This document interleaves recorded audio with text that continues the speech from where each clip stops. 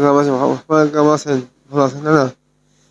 আজকে আবহাওয়া আজ 26শে এপ্রিল এবং আগামীকাল 28শে এপ্রিল ঢাকা, রাজশাহী এবং খুলনা বিভাগের ওপর দিয়ে প্রচণ্ড গরম বয়ে যাবে।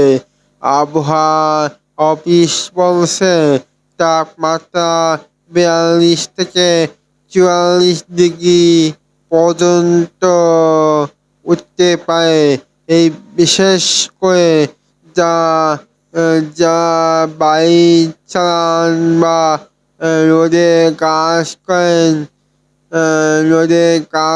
করেন তাদের জন্য এই সময়টা খুব ঝুঁকিপূর্ণ। আপনাদের যদি ভালো লাগে অবশ্যই করবেন। Follow, like, comment, share, do please.